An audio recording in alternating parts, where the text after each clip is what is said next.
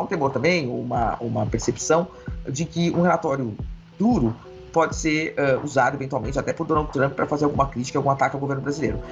Presta atenção. O medo do STF é que um relatório duro do Pedro Vaca, duro no que sentido? De falar a verdade. Quando eles falam duro, é um relatório que fala dos crimes e das ilegalidades, dos atropelos, da censura do STF, poderá ser usado por Donald Trump. O STF já entendeu que a Comissão Internacional de Direitos Humanos já percebeu o que está acontecendo no Brasil e que esse relatório vai falar para o mundo. Mas isso já é uma segunda consequência. A consequência principal é o relatório ser divulgado no momento em que o Supremo vai estar julgando o Bolsonaro. Fala pessoal, sejam bem-vindos! Começando mais um vídeo recheado de informações importantíssimas. Mas antes, inscreva-se agora mesmo no canal, deixe o seu like e compartilhe esse vídeo com o máximo de pessoas. Assim você vai estar me ajudando demais. Giro na tela e notícias a seguir.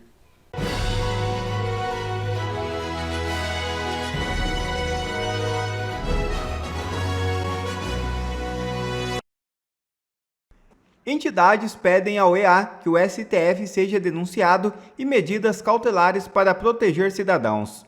A situação do Supremo Tribunal Federal está ficando cada vez pior ante a enxurrada de denúncias e requerimentos que chegam até Pedro Vaca Villarreal, o relator para a liberdade de expressão da Organização dos Estados Americanos.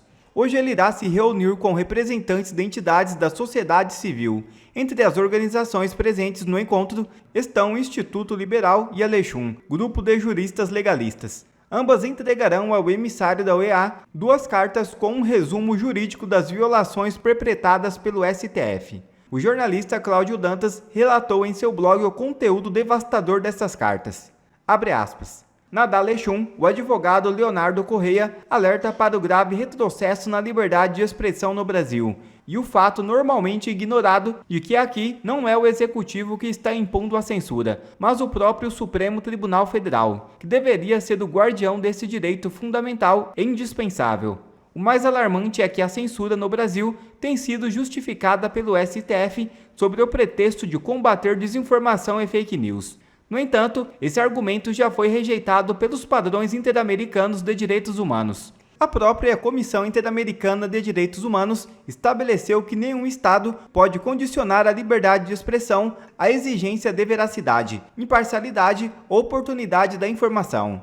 O que está acontecendo em nosso país, portanto, não é uma política legítima de proteção à democracia, mas sim uma violação direta dos princípios que esta relatoria tem o dever de defender.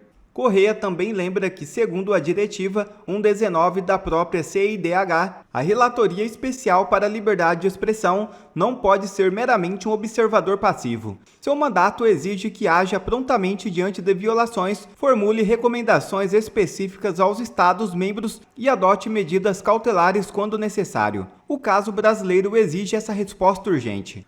Por fim, Correia indica a violação dos artigos 5º, 53 e 220 da Constituição, que estão sendo violados diariamente pelo órgão que deveria zelar por sua aplicação e cobra da CIDH a adoção das seguintes providências.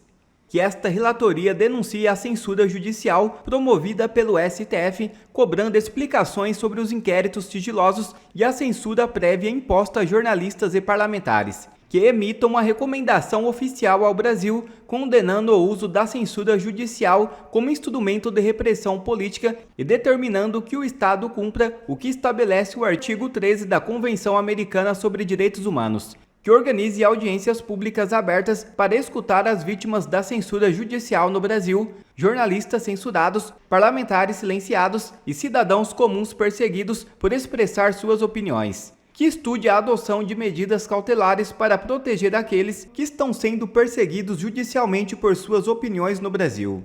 Como ressalta o advogado da Lechum, a liberdade de expressão não pode ser uma concessão do Estado, ou ela é um direito fundamental garantido a todos, ou não existe de fato. Fecha aspas. A verdade é que os ministros já estão se borrando de medo do relatório que virá da OEA. Quando eu digo que as coisas estão mudando esse ano, a direção do vento está mudando e nós teremos vitórias consideráveis no ano de 2025, muita gente tem uma relutância em acreditar e eu entendo isso. Quantas vezes a gente encheu o coração de esperanças para depois descobrir que a porrada veio com muito mais força, não é mesmo? Mas vamos lá. Nós estamos tendo vitórias. Nós já tivemos aí declarações de pessoas do centro, declarações das Big Techs, e que está ficando cada vez mais claro para nós é que o STF está se percebendo que ele foi longe demais. Vou dar um exemplo para vocês. Nós tivemos agora, está tendo, né, a visita da Comissão Interamericana de Direitos Humanos. Depois de muito esforço e muitas denúncias e muitas viagens para os Estados Unidos, eles vieram para o Brasil para escutarem logo o que está acontecendo aqui. Chamamos a atenção deles. Daí eles fazem a primeira visita no STF e de repente começa aquela confusão na internet. Uma parcela das pessoas dizendo que essa visita não vai dar em nada, que é um teatro, na verdade, para consolidar o sistema, consolidar a censura. E um outro lado acreditando que essa era uma oportunidade única para denunciar para o mundo, através de uma instituição séria internacional, pelo menos considerada séria, do que está acontecendo no Brasil. Eu decidi optar por acreditar nessa oportunidade. Organizamos a denúncia, preparamos o que seria falado, ajudamos a construir a agenda deles para colocar ali as denúncias mais impactantes, e assim foi feito. Logo depois, o Pedro Vaca, ao sair de uma dessas entrevistas, fala para um jornalista do Metrópolis aquilo que já viralizou, né, que ele está assustado com o tom das denúncias e que o STF tem a voz deles, mas a OEA tem a voz dele, mostrando que há uma diferença entre as duas coisas. Mas aí fica aquela pergunta, vai adiantar alguma coisa? Tem alguma relevância? Bom, será que o STF está sequer preocupado com o relatório desse pessoal? Aqui que entra esse vídeo que eu vou mostrar para vocês. Essa aqui é a Mônica Bergamo, ela é uma espécie de ventríloco do sistema e do STF. Ela faz parte daquele grupo de pessoas que acha que a censura é boa e defende Lula e o STF. Veja o que ela falou e me fala se realmente essas visitas vão trazer bons frutos ou não. Visita do relator especial, né, do Pedro Vaca, que é um advogado colombiano, que é o relator para a liberdade de expressão da Comissão Interamericana de Direitos Humanos, da OEA. A visita dele, Megali, está agitando bastante os bastidores de Brasília e tem gerado uma desconfiança em setores do governo Lula e entre ministros do Supremo Tribunal Federal. Na mesma proporção... Presta atenção, geraram desconfiança no Lula e no STF. Que está gerando entusiasmo entre os bolsonaristas, né? Então ele teve com os ministros do Supremo Tribunal Federal, ele teve uma reunião com o presidente do Supremo, Luiz Roberto Barroso, e com o Alexandre de Moraes, e a conversa foi boa, foi amistosa, né? Mas apesar disso, há uma desconfiança de que ele vai fazer um relatório com críticas, né? E que essas críticas... Peraí, o cara da Relatoria de Liberdade de Expressão, eles estão com medo que ele faça um relatório com críticas ao STF? Então o STF sabe que errou? Críticas, Megali, não vão ser simplesmente críticas que vão ser rebatidas, ponto final. Não, com críticas, né, que vão ser usadas por integrantes da oposição para politizar o já previsto julgamento de Jair Bolsonaro. Vai ser tudo ao mesmo tempo, quer dizer, provavelmente o Supremo nesse semestre ainda marca o julgamento do Bolsonaro, né? Vai ser oferecida a denúncia contra ele pela Procuradoria-Geral da República.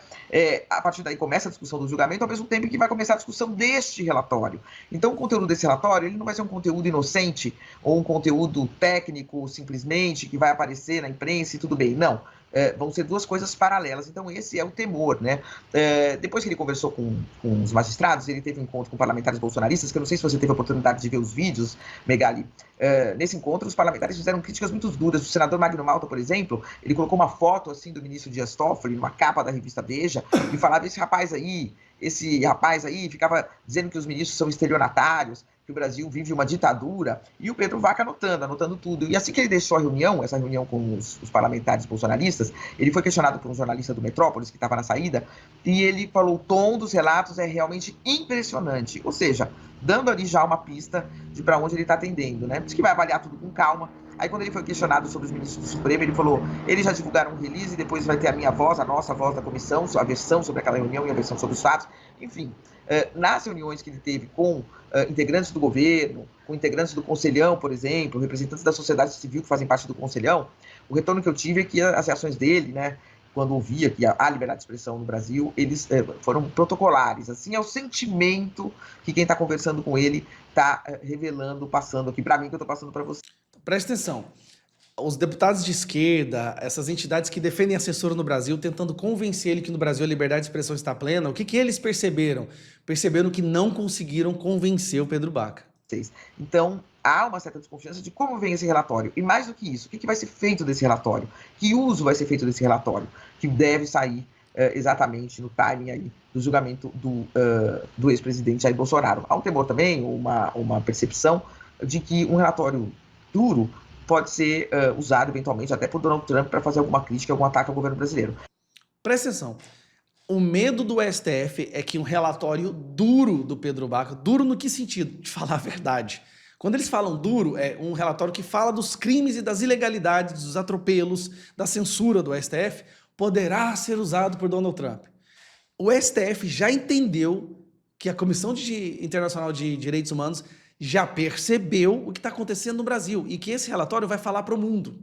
Mas isso já é uma segunda consequência. A consequência principal é o relatório ser divulgado no momento em que o Supremo vai estar julgando o Bolsonaro. Então, como vem o relatório? Vai ter uma tentativa de desqualificação do Supremo ou não? Eles estão com medo. É por isso que nós batalhamos tanto para que esse relatório saísse, para que eles ouvissem os denunciantes, né? Para que eles entendessem o que está acontecendo no Brasil. Aqui no Brasil, o sistema já controlou tudo. A única chance que nós temos é falarmos para o mundo o que está acontecendo no Brasil. E nesse aspecto a gente está tendo sucesso. Então, pessoal, tenham esperança, mas nós temos que continuar. Temos que ir para as ruas. Dia 16 de março, largue o que você está fazendo, coloque na sua agenda. Vamos para as ruas. Vão ser em todas as cidades do Brasil, em todas as capitais. Nós vamos para as ruas, porque o mundo está prestando atenção agora. Agora sim, os Estados Unidos estão prestando atenção, a Comissão Interamericana está prestando atenção na censura que está acontecendo no Brasil. Essa é a hora da gente virar o jogo, é por isso que eu estou tão empolgado. Um abraço. Olha, coluna da Malu Gaspar no Globo. Elon Musk diz que o Deep State dos Estados Unidos financiou a eleição de Lula contra Bolsonaro. É verdade que depois a militante da redação do Globo diz que sem provas, em tom conspiratório e por aí vai. Mas não é verdade. Elon Musk, na verdade, marcou ali um comentário do senador de Utah, Mike Lee, dizendo o seguinte: foi exatamente isso que o Deep State fez no Brasil, que é financiar de alguma forma o jogo, né? Interferir. O império yankee estadunidense, como diria a esquerda no passado, não é mesmo? Mas como interferiu a favor do seu candidato, aí tudo bem, né? É o imperialismo do bem. O que nós sabemos pela mídia mainstream, que diretor da CIA foi no Brasil pressionar militares, dar recado para Bolsonaro que tinha que aceitar o resultado, gente do Pentágono. O governo Biden participou ativamente da eleição no Brasil. Sabemos também que a USAID, essa grande cabeça da hidra globalista, financiou projetos de combate à desinformação, entre aspas, e bota aspas nisso, que até o STF/TSE participou. O professor Barroso estava lá, em eventos bancados pela USAID, ele que escutava gente como Felipe Neto para falar de desinformação, né? E tudo isso com o selo USAID, de alguma forma, praticou depois censura e perseguição a conservadores na eleição brasileira. Então, quando um senador dos Estados Unidos faz uma denúncia dessas, e o Elon Musk, que comanda o DOGE, o Departamento de Desburocratização, que está cheio de poder na mão, endossa e cita especificamente que, no caso brasileiro, houve uma intervenção do Deep State, do Estado, do aparato, do estamento burocrático do governo americano, isso é da maior gravidade. Não vai bastar, viu, Malu Gaspar, dizer que foi em tom conspiratório sem evidências. Nós temos é que investigar isso. Nos Estados Unidos vai ter, e já está tendo investigação. Vários congressistas estão incomodados. O senador do Texas, Ted Cruz, não desceu até hoje para ele essa história dos navios do Irã aportando no Brasil. O Irã está sob sanção econômica dos Estados Unidos e um país que é parceiro comercial dos Estados Unidos não pode receber esses navios. O que foram fazer no Brasil? A congressista Maria Elvira Salazar da Flórida está de olho. O senador e agora secretário de Estado Marco Rubio está de olho no Brasil. As coisas estão começando a ser investigadas. De qual foi exatamente o papel do aparato estatal americano nas eleições brasileiras. Eu acho que no Brasil as coisas tinham que ser investigadas também, mas por quem, né? Os congressistas, os parlamentares de oposição têm que aproveitar esse momento e viajar para os Estados Unidos e pressionar. Pedir audiência com Musk, com Trump, com o Congresso, com os senadores, levar para a imprensa e falar, olha, nós estamos muito atentos ao que está sendo denunciado pelos Estados Unidos. E nós, inclusive, temos aqui mais uma penca de evidências, indícios de que houve sim uma intervenção para valer do governo Biden e que isso levou à criação de um aparato sem precedentes de censura e manipulação nas eleições. Vocês imaginem o Congresso americano numa audiência para valer, ou a Fox News levando o vídeo do Barroso dizendo: nós derrotamos o bolsonarismo num convescote de comunistas da Uni. Os americanos não vão entender isso, mas ele é o juiz que cuidava do processo? Pois é. Está na hora de aumentar a pressão, ligar o maçarico.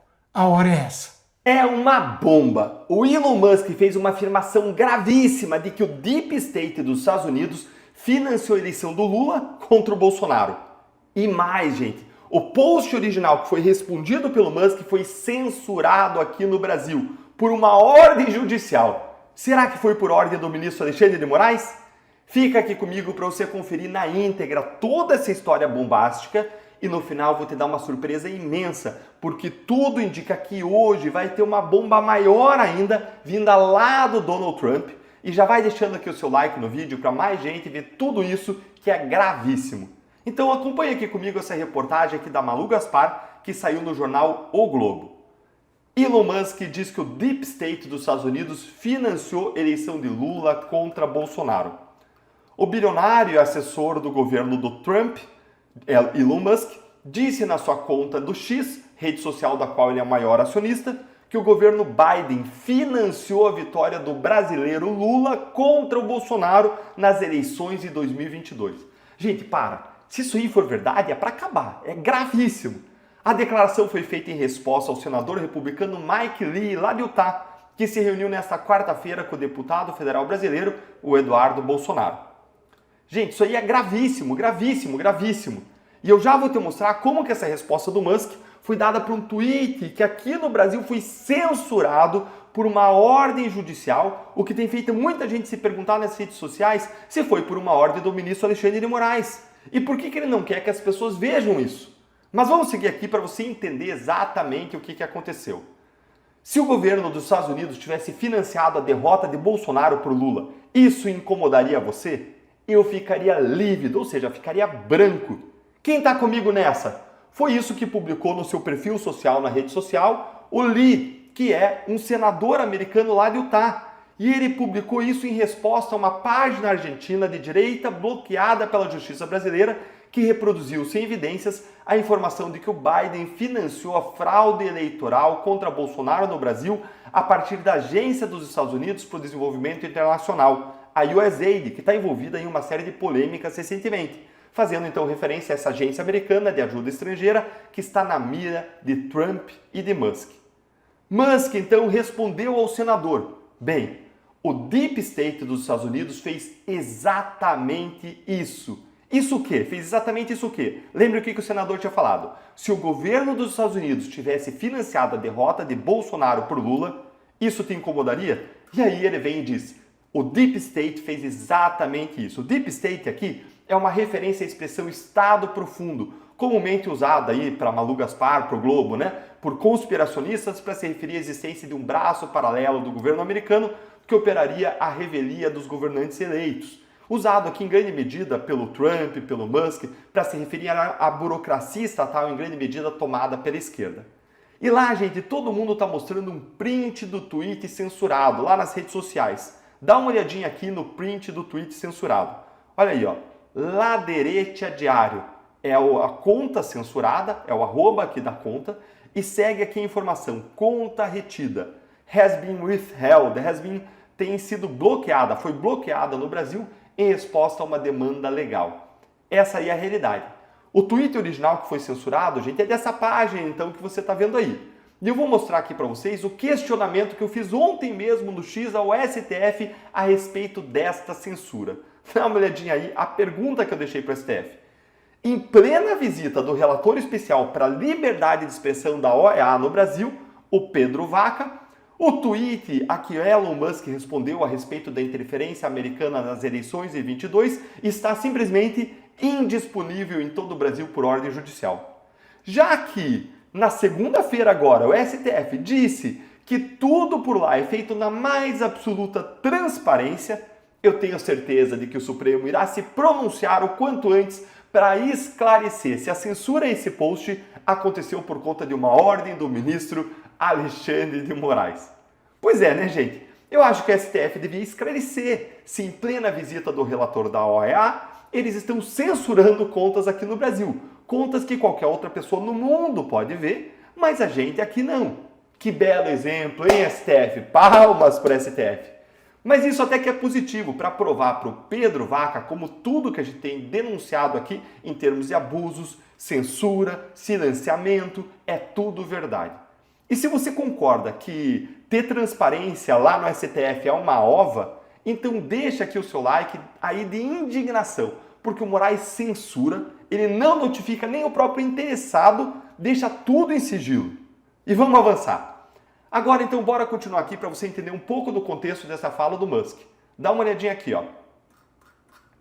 O posicionamento do Elon Musk, que chefia o Departamento de Eficiência Governamental, o DOGE na sigla em inglês, acontece 2 dias depois de Eduardo Bolsonaro aterrissar em Washington, D.C., para se reunir com congressistas aliados do Trump, incluindo o senador Lee, em busca de informações que corroborem a narrativa bolsonarista de que os Estados Unidos interviram a favor de Lula em 2022.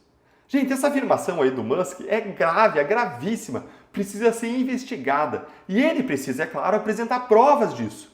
E agora vem a surpresa que eu prometi para vocês. O Trump já anunciou ontem que ele vai fazer uma coletiva hoje para anunciar para onde foi parte do dinheiro americano da USAID e que estão envolvidos aí esses recursos em fraudes e abusos. Gente, isso aí vai ser um escândalo. Será que a gente vai receber provas dessa afirmação bombástica aí do Musk? Será que vai ter coisa sobre a eleição brasileira? O que você acha? Conta aí pra mim. Conta pra mim nos comentários que eu quero saber a sua opinião. E eu não podia encerrar aqui esse vídeo sem um convite para você.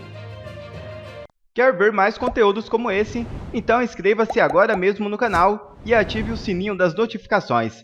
Assim você não perde mais nenhum conteúdo que é postado aqui no canal. E também já deixe o seu like para o YouTube ajudar a divulgar o nosso trabalho. Fico por aqui e que Deus abençoe a todos. Brasil acima de tudo e Deus acima de todos.